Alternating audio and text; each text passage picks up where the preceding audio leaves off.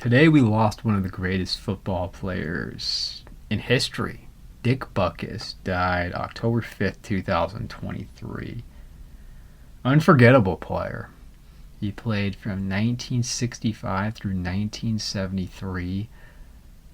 He was a two-time Defensive Player of the Year.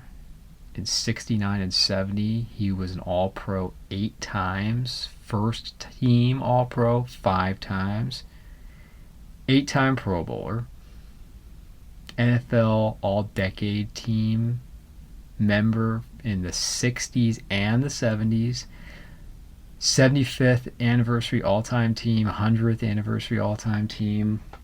I'd say the greatest number 51 in the history of the NFL. I mean, he had the look. This is what a football player should look like.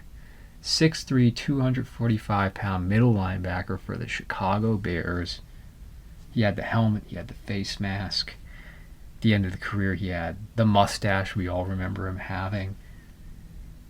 He was tough, he was intimidating, he was one of the greatest tacklers, one of the hardest hitters in the history of football. I never got to see him play. It was well before my time, but if you've seen NFL films, if you have watched the old documentaries and the work by NFL Network, you couldn't miss Dick Butkus. He never won anything because he was on lousy teams his entire career, and not his fault. He was, if you were to make a Mount Rushmore of the greatest defensive players in NFL history in the Super Bowl era, he'd have to be the first player you would select if you're going in chronological order. In the 60s, who was the best defensive player in the NFL in the 1960s? Without a doubt, Dick Butkus. I would say the greatest middle linebacker of all time. With all due respect to Ray Lewis, with all due respect to someone like Jack Lambert. If you just had to pick one, I'd go with Dick Butkus. This would spark a debate, but if we were to say greatest Chicago Bears, I would also go with Dick Butkus, even over Walter Payton. They played on opposite sides of the ball. They're two of the all-time greats and had enormous impacts and are remembered for their spectacular play in very different styles, very different positions.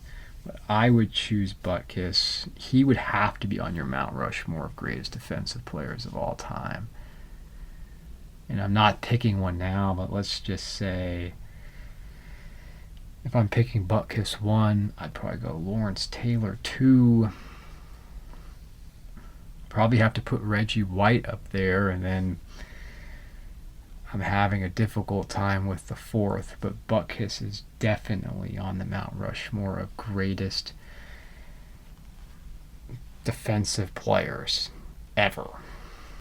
And the Chicago Bears have a long history of great middle linebackers. Without a doubt, Butkus is the best. He is number one. You go back to Bill George. You look at Singletary, Urlacher. Butkus is the best. And as extraordinary as his football career was, and that's what he's most remembered for, as he should, I enjoyed seeing him in classic television shows. I mean, Butkus made a good career post-football on TV in the 70s and the 80s. I think of him being on Wonder Woman. He was on a special football episode of The $6 Million Man with Larry Zonka was in there, and Carl Weathers. Let's not forget Carl Weathers was actually a professional football player. He had a very short career. Most would remember him for Apollo Creed. He played Apollo Creed, but he did play with the Raiders. That was a fun episode. Then He was on Matlock as a wrestler. He was on MacGyver. I'm talking about the original MacGyver, the real MacGyver, really the only MacGyver. Richard Dean Anderson is the only MacGyver. He played the character of Dent, who was on for 3 episodes, and he even had his own episode where he was a boxer. So he was a wrestler on Matlock, and then he was a boxer in his final episode on MacGyver, and he even got his own Rocky like montage in the episode, because everyone has to do that. And he's practically pushing 50 years old, but I loved anytime Dick Butkus made an appearance on these shows and others.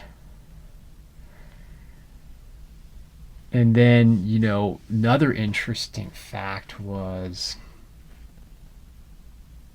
Sylvester Stallone's dog was named Butkus, the one that was in the original Rocky. And he said the dog was named after Dick Butkus. I mean, it's just a great name.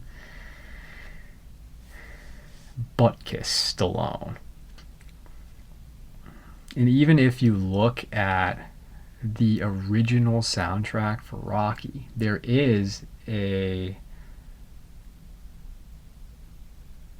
song titled Butkus. And just gives me one more reason, and the original Rocky soundtrack is still one of the greats and holds up so well all these decades later. But he'll be missed. He'll be missed. I just heard him on a recent radio ad, Dick Butkus, and I was saying, wow, he sounds good, and I know he's around 80 or so. And if you haven't had the opportunity to even watch the highlights, go back and watch Dick Butkus. It was a very different era. It was a very different time. But this is what a football player should be. And he'll be remembered, and I'll have to get around to talking about Dick Butkus again. If I was going to pick my top 10 NFL players, he would be in the top 10 or just outside of the top 10.